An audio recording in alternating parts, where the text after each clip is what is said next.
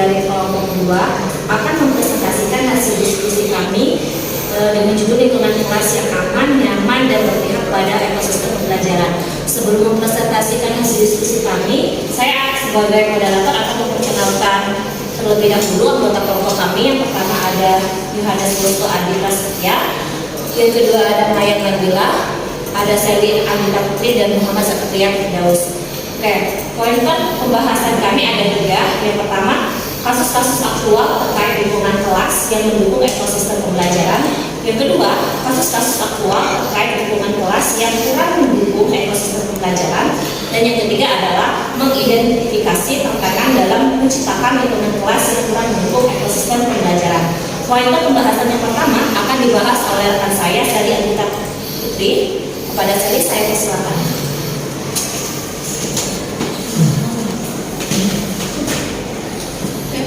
Terima kasih atas kesempatannya, moderator. Di sini saya akan menjelaskan mengenai kasus-kasus aktual terkait lingkungan kelas yang mendukung ekosistem pembelajaran. Ekosistem pembelajaran sendiri adalah organisasi yang terdiri dari orang-orang, dalam hal ini terdiri dari pembelajar atau peserta didik, dan juga terdiri dari pengajar atau guru atau pendidik. Kemudian teknologi yang digunakan pada proses pembelajaran, konten yang digunakan untuk pembelajaran, budaya belajar, dan strategi yang digunakan dalam organisasi tersebut. Kemudian kasus-kasus aktual terkait dengan lingkungan kelas mendukung ekosistem pembelajaran. Yang pertama ada memiliki program ramah anak. Memiliki program ramah anak, hal ini sesuai dengan karakteristik dari komunitas pembelajaran pada pembelajaran berdiferensiasi, yaitu setiap orang di dalam kelas akan menyambut dan disambut dengan baik. Artinya bukan hanya guru saja yang ramah, tetapi ada juga umpan balik dari peserta didik atau dari siswa yang bahagia atau senang ketika gurunya masuk ke dalam kelas. Kemudian di kelas juga banyak kegiatan positif, yang mana di kegiatan positif di dalam kelas itu juga melibatkan peran dari peserta didik. Kemudian yang kedua, kegiatan organisasi untuk pengembangan minat dan bakat peserta didik. Nah, dalam lingkungan belajar atau ekosistem pembelajaran yang aman, nyaman, dan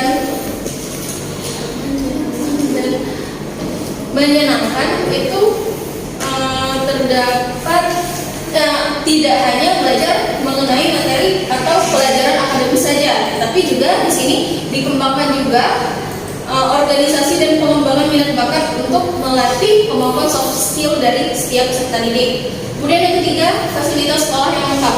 Fasilitas sekolah yang lengkap di sini juga bisa mendukung atau menunjang ekosistem pembelajaran. Yang mana ketika fasilitas sekolah yang lengkap, saat ini kan pembelajaran pada paradigma baru ini memerlukan teknologi baru dalam pendidikan. Artinya diperlukannya fasilitas untuk menunjang penggunaan teknologi tersebut. Kemudian yang terakhir atau yang keempat, lingkungan belajar kondusif dan kebersihan ruang kelas dan sekolah terjaga. Nah, lingkungan belajar yang kondusif ini juga bisa membuat lingkungan belajar itu menjadi semakin menyenangkan bagi peserta didiknya.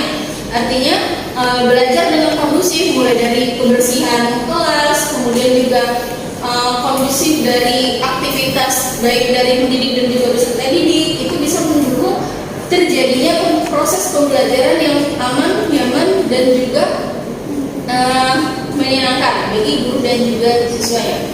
Terima kasih. Saya kembalikan ke moderator. Baik, terima kasih kepada rekan saya, Sally Anita Putri. Penjelasan selanjutnya akan dijelaskan oleh Muhammad Satria Firdaus. Kepada Satria, kami persilakan.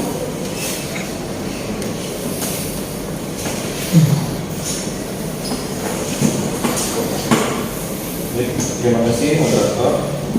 Adapun kasus-kasus aktual terkait lingkungan kelas yang kurang mendukung ekosistem pada pembelajaran, itu pada poin pertama adanya metode pembelajaran konvensional.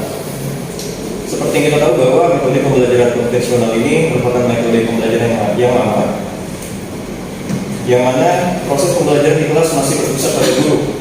Artinya guru sebagai sumber belajar utama. Dan hal ini tidak sejalan pada sistem pembelajaran saat ini yang menerapkan metode paradigma baru. Kemudian ada pula lingkungan kelas yang tidak mendukung. Yang kedua adalah kurang memanfaatkan teknologi dan fasilitas yang tersedia. Untuk mencapai kesuksesan dalam pembelajaran, tidak hanya dipengaruhi oleh pendidik dan peserta didik saja, namun juga dipengaruhi oleh lingkungan belajar yang aman, nyaman, dan berpihak pada ekosistem pembelajaran. Yang ketiga, karakteristik peserta didik yang bersifat besar, hyperaktif.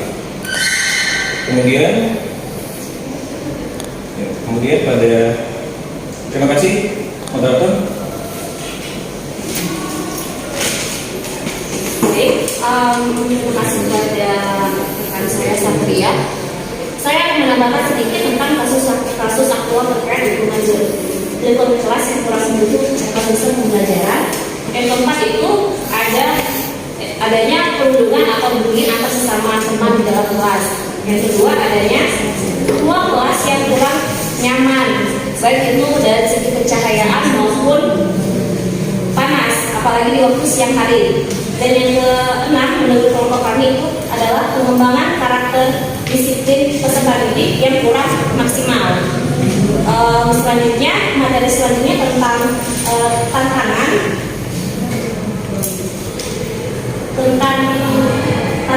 dalam menciptakan lingkungan kelas yang kurang mendukung ekosistem pembelajaran akan dijelaskan oleh rekan saya Maya Nabila. Pada Maya, silakan. Terima kasih kepada moderator. Selanjutnya saya akan menjelaskan mengenai tantangan dalam menciptakan lingkungan kelas yang mendukung ekosistem pembelajaran. Tantangan yang pertama yaitu proses pembelajaran diferensiasi. Yang kita tahu bahwa pembelajaran diferensiasi ini adalah pembelajaran yang harus disesuaikan dengan karakteristik peserta didik, tingkat capaian peserta didik. Nah, hal ini menjadi tantangan bagi seorang guru. Dengan ini, guru harus bisa menyesuaikan juga dengan lingkungan belajar yang nyaman, aman, dan juga menyenangkan. Yang kedua yaitu membuat media yang sesuai dengan karakter peserta didik.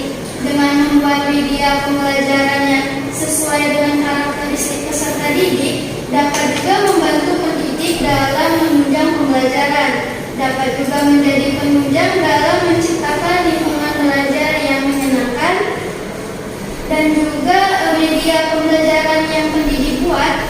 Hal ini menjadi tantangannya tersendiri dari seorang guru. Yang ketiga yaitu menyamakan frekuensi dan pola pikir antara pendidik, peserta didik, orang tua, dan komunitas belajar terkait ekosistem. Hal ini menjadi tantangan juga bagi seorang pendidik untuk memberikan suatu arahan atau menyamakan pola pikir mengenai bagaimana ekosistem lingkungan belajar yang dapat membuat peserta didik merasa nyaman, aman, dan juga menyenangkan belajar baik di sekolah maupun di luar sekolah. Yang keempat yaitu memanfaatkan teknologi. Tantangannya yaitu memanfaatkan teknologi yang semakin berkembang dalam menciptakan lingkungan belajar yang sesuai, yang diharapkan sesuai dari segi ekosistem, guru, pedagogi, kurikulum, dan juga penilaian. Sekian, terima kasih. Kembali ke moderator. Baik, setelah penjelasan dari kelompok kami membuka sesi tanya jawab. Bagi kelompok yang ingin bertanya, kami silakan. Kepada saudara Iqbal, kami silakan. Baiklah, perkenalkan, nama saya Muhammad Iqbal dari kelompok 3. Sedikit bertanya, tapi pada bagian kasus-kasus aktual terkait lingkungan kelas yang mendukung ekosistem pembelajaran, yang pertama tadi dijelaskan adanya memiliki program ramah anak. Nah, program tersebut program yang seperti apa dan bagaimana contohnya, dan juga diterapkannya itu pada saat kapan atau diterapkan setiap hari atau bagaimana? Terima kasih.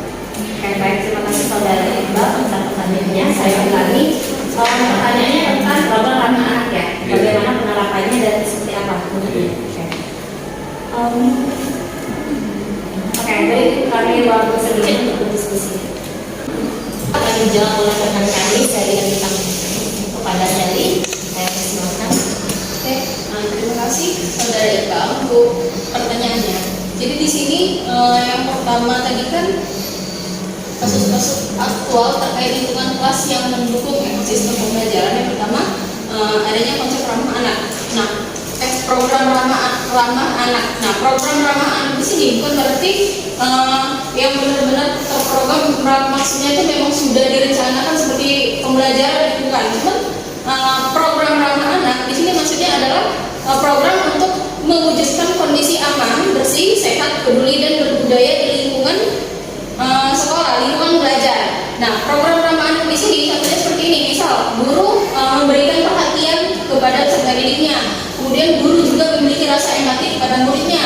Yang mana ketika di dalam kelas itu ada saja mungkin peserta didik yang agak terganggu dalam pembelajaran, yang misalnya siswa itu tidak kondusif di dalam kelas atau siswa itu di dalam kelas sering melamun. Nah, itu guru itu mencoba berempati dengan mencari tahu kenapa sih siswa ini seperti ini. Nah, itu contoh dari program ramah anak yang mana guru juga memiliki rasa empati kepada peserta didiknya. Kemudian dengan guru yang juga mencoba untuk mengetahui karakteristik peserta didik, mengetahui latar belakang peserta didiknya, kemudian mencoba untuk mengetahui kesiapan belajar serta kebutuhan belajar dari peserta didiknya. Itu juga merupakan contoh dari program ramah anak yang dilakukan oleh guru di lingkungan belajar. Seperti itu. Memang sebaliknya sudah mengerti. Baik, kelompok lain ada yang ingin menambahkan? Tidak ada? Oke, akan ditambahkan sedikit oleh saudara. Izin menambahkan saudara Iqbal, program ramah anak ini tujuannya dapat memenuhi, menjamin dan juga melindungi hak anak, yang mana serta memastikan bahwa satuan pendidikan ini mampu mengembangkan minat, bakat, kemampuan anak, serta dapat mempersiapkan anak untuk bertanggung jawab kepada kehidupan yang toleransi, saling menghormati, dan juga bekerja sama untuk kemajuan perdamaian intelektual, namun juga melahirkan suatu generasi yang secara intelektual, emosional, dan juga spiritual juga baik. Bagaimana? Sebaliknya? Oke, saya rasa ya. Kalau saya tidak ada lagi mau menanggapi, tidak ada. Kalau tidak ada yang menanggapi, saya cukupkan diskusi kita pada hari ini. Saya akhiri. Wassalamualaikum warahmatullahi wabarakatuh.